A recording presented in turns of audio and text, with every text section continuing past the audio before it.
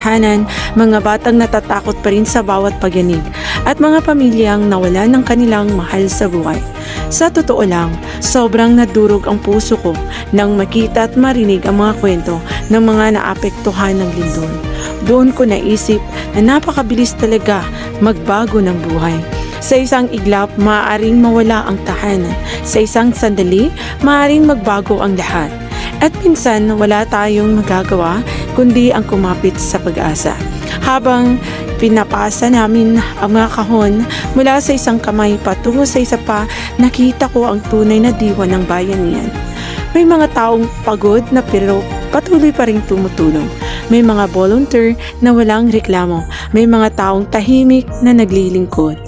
May mga pusong handang magsakripisyo para sa kapwa. Hindi kami mayaman, wala kaming malaking kayamanan na maibibigay.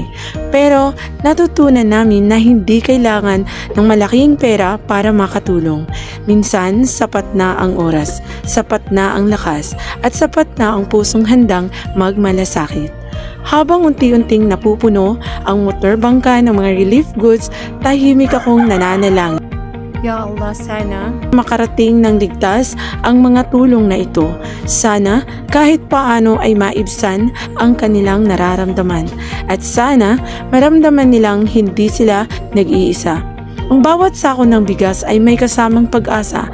Ang bawat relief pack ay may kasamang pagmamahal. At ang bawat volunteer ay simbolo ng pagkakaisa.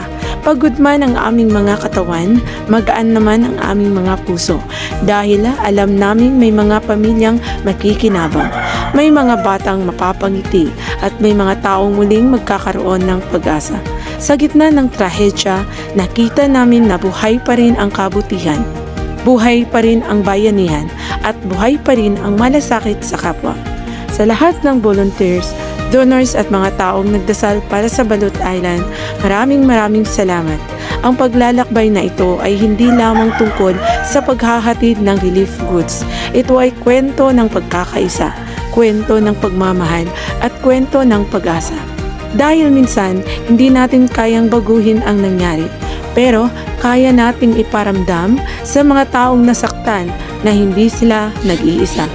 At habang patuloy kaming naglalakbay para sa Balut Island, dala namin ang isang panalangin na balang araw sa kabila ng sakit at pagkawala, muli silang makakabangon at muli silang ngingiti.